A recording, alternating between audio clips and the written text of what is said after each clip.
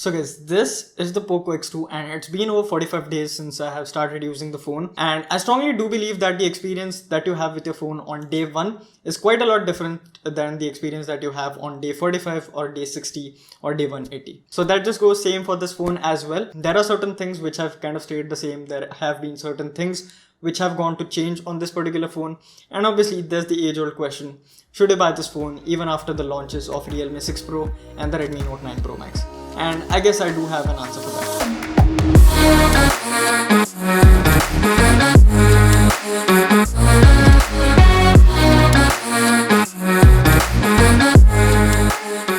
Now throughout this period of 45 days, I have been using the phone without any screen protector, and just as you would expect, I did end up getting a lot of minor scratches on the display. And while these are just minor scratches and not major scratches, even though my usage was pretty rough, I would still recommend you using a tempered glass or a screen protector if you plan to use the phone in the long run. Now, while I didn't use a screen protector, I am still using the case that's provided in the box, and this case actually did a decent job when it comes to fall protection. I did accidentally drop the phone a couple of times and the phone survived without any scratches or dents or cracks. So yeah, I guess this case does a good job, but you can always prefer third party if you are interested in paying for them. But there was a period of 10 days where I wasn't using the case that's provided. I was in fact using the phone naked, and while I was using the phone naked, I actually had a skin applied on the back panel of the phone, and the skin I was using was from Gadget Shields.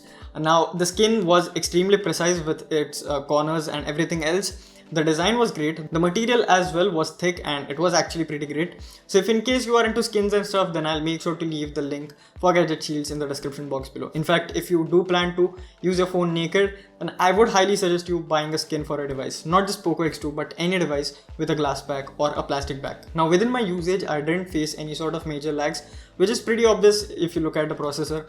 I mean, the 730G actually gets through everything you throw at it for the most part, but in the end you do need to keep it in mind that this is a mid-range processor and this is a budget phone, so you cannot really expect 100% flawless experience from the phone. So just don't get disappointed if you face any sort of minor lags when you use the phone for 1 month or 2 months or period more than that. Now during the testing phase, I had literally 50 plus third-party applications installed on the device. The storage was maxed out, and overall I was putting a lot of strain on the device, and in those circumstances I did see a lot of stuttering with the device. The device wasn't really as smooth as it should be, and yeah, overall there were signs of device breaking a sweat. But as I moved back to my normal self, as I started using the phone a bit more efficiently, all of that is gone.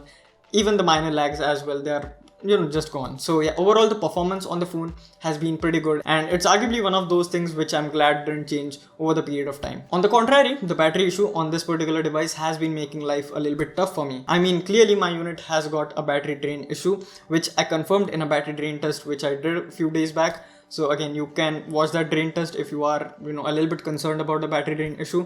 But one thing is for sure, that this battery drain issue just exists on my unit, because I did see a lot of positive comments where a lot of users said that their unit is working exceptionally fine and they're getting 6+ hours of screen on time at 120 Hz. I personally do get 4.5 hours of screen on time with kind of heavy usage. But the best part is that this issue exists only in some units, so you don't need to worry much about that. And now the 120 Hz display on the phone. Now I know a lot of people have been neutral, and there are certain people who are kind of negative with this phone and the display or the high refresh rate display concept in general. And the prime reason is because most applications and games don't really support the high refresh rate displays yet. And I kind of disagree on this point. See, whenever a new piece of technology enters the market or the consumer market, then it's pretty much on its own. It is alone. It's the only piece of hardware that you have. But eventually an ecosystem is built around it, which actually utilizes its full potential. That is what is going to happen with these high refresh rate displays as well. While right now most games and applications don't support it, eventually there will come a time when all of the applications and games will support the high refresh rate displays. And trust me, when that time comes, you don't want to be the guy who is still using a 60 Hz panel, because the 120 Hz displays or the high refresh rate displays are kind of going to be the new normal. Besides, even to date, when there are not a lot of games and applications which support the 120 Hz smoothness, the phone does actually feel much smoother because of the high refresh rate display, and this is something that we most often subconsciously ignore. I mean, because we don't emphasize much on the high refresh rate, we don't really notice it.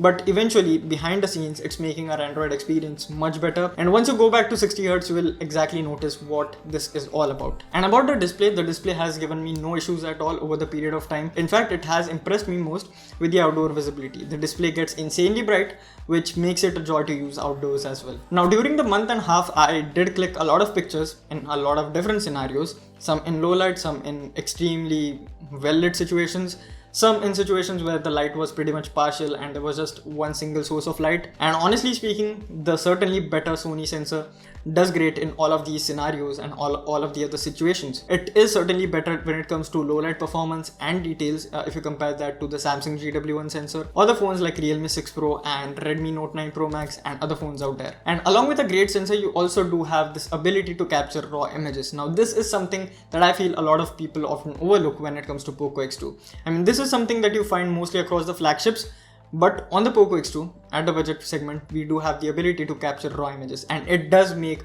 a world of difference.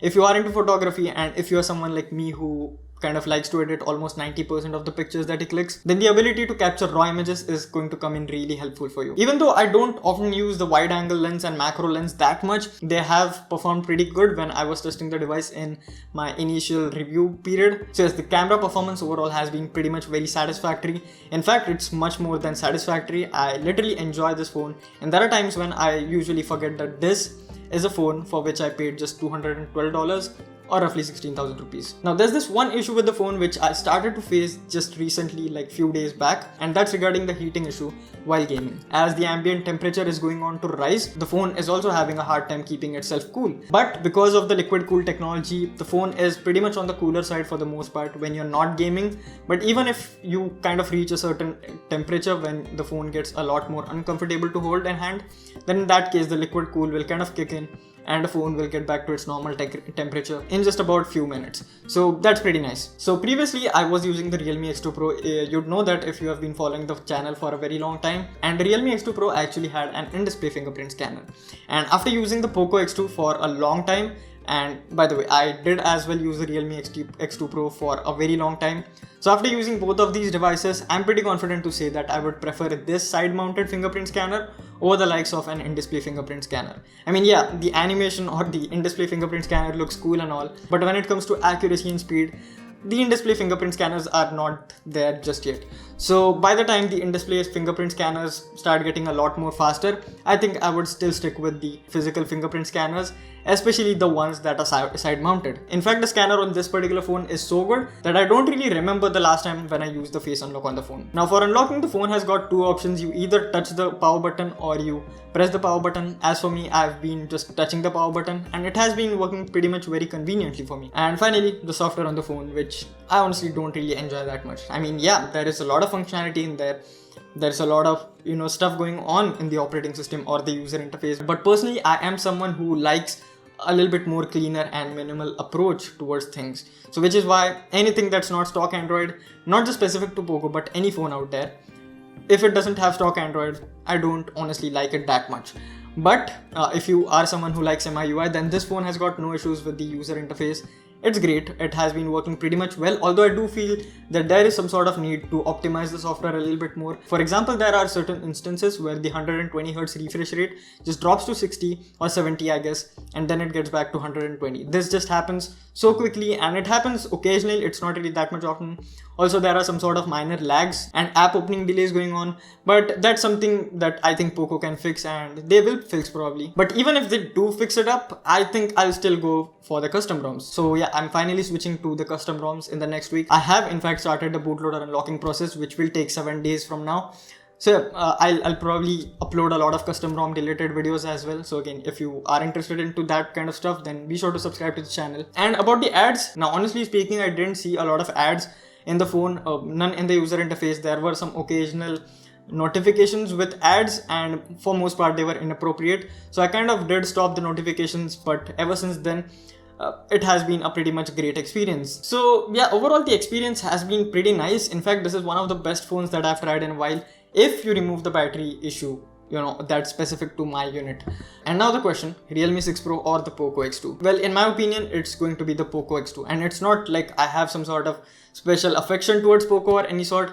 The thing here is that POCO X2 just excels in a couple of departments like pricing and camera and a better display when it comes to comparisons with Realme 6 Pro and the Redmi Note 9 Pro Max as well. And to be honest, the difference between these three phones, that is the Redmi Note 9 Pro Max, Realme 6 Pro and the POCO X2, is quite a lot negligible. So even if you buy any three of these phones, you're not going to be disappointed at all, I'm sure about that. And yeah, that's it for this particular video. I hope this video helped you in some way or the other. If it did, be sure to leave a like, drop a comment, subscribe to the channel, and I'll see you guys in the next one. Thank you for watching.